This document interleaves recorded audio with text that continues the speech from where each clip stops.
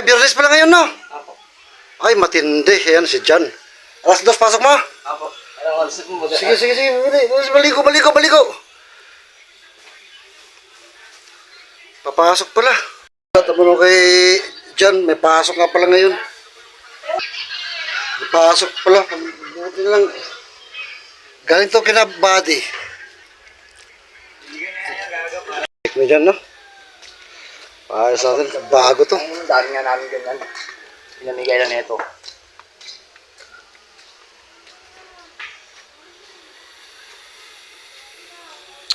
Magandang senyales po mga kapams, no? Kasi kahit ako nakalimutan ko eh. Biyernes na pala ngayon. Napasok siya. Ito bungad. Pag makodali eh. Nahiligo pala. 1:30 na eh. Sakto lang to. Epek naman siya.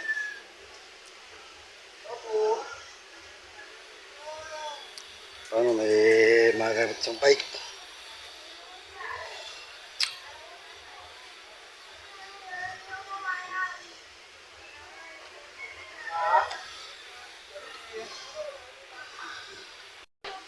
Maambon na. Dilim po. Maambon na. Kaya makaabot siya sa ano. Pasok niya alas 2. Yan na, ulan.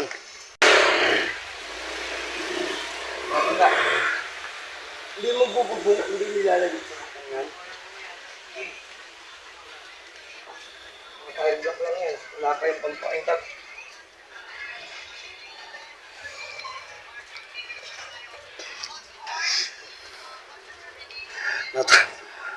Nagdalawang isip si Jonathan kanina mga kapams. Pupunta sana rito eh. Biglang nagdalawang isip. Nakapag-isip-isip siya sa ginawa niya.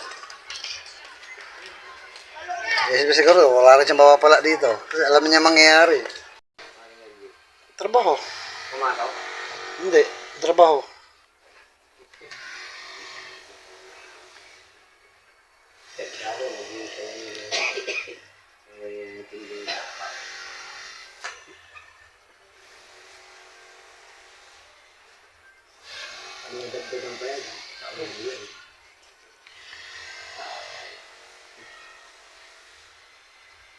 Matinding estudyante natin.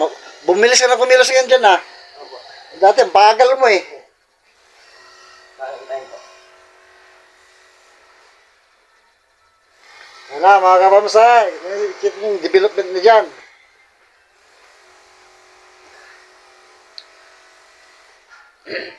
Ano yung pasok niya? Tuwing Biyernes lang talaga? Ewan ko lang po bukas. Meron din ako. Tanong mo lagi si teacher kung ano. Okay, sige. Matanong ko na lang po. May natutunan ka naman. Meron po. Siyempre. Hindi ka rin po. Wala matutunan. Huwag kang tutulad yan sa nakapulang yan. Walang natutunan yan. Kung ko yung mag-aaralan yung kagaya yung ginagawa niya. Pero kayo ko, next sa todo, tiyak lang ako ito.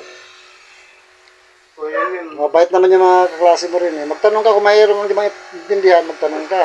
Opo. Pag may maway siya, sasakay mo kagay. Lagi mo kagay para natin. Iba-vlog natin siya. Mga pams, para na po, mag-aaral. Pasok na po pala. Okay, baon ka na dyan ha? Apo. Sige, sige. Good luck. Ingat yan. Mag-aaral mabuti. Apo, salamat po. Sige, ingat. Yan po mga kapams. Pumasok na si Jan. Pagkasarap lang mo sa pakiramdam na ano eh. Nagtutuloy-tuloy na. Si Jan sa ano, pagkaaral. Siyempre, umalala din po si Thinking Buddy. Sa pag-aaral po ni Jan. Kasi para po kay Jan to, sana magtuloy-tuloy po na. Kasi ini-example ko po sa kanya si Jonathan. Sabi ko sa kanya, kung hindi ka mag-focus sa pag-aaral mo, hindi mo babaguhin yung mga pananaw mo at target mo. Darating ang araw, mapapareho kay Jonathan. Sana nga nare-realize niya, no? Kasi parehong sila ng sistema. Nasa kalye, na nilang kasama. Hindi naturuan. Buti ito si Jan, kita paano, at 19 years old siya. Nasimulan po natin na maturuan na magpasok sa eskwela. Napupuk po natin. Unlike Jonathan po na napakatigas na, hindi na kayang baluktutin. Pananaw niya. Sana tuloy-tuloy tayo dyan. Para po sa kanya.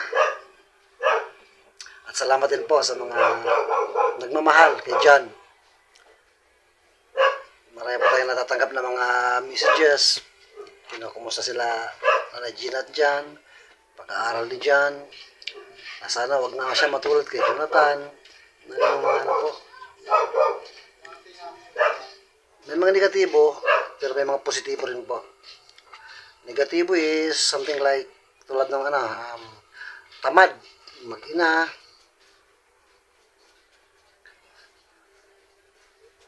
Ano po kasi yan eh. It's a matter of situation na ano. Kung ano yung kinasanayan.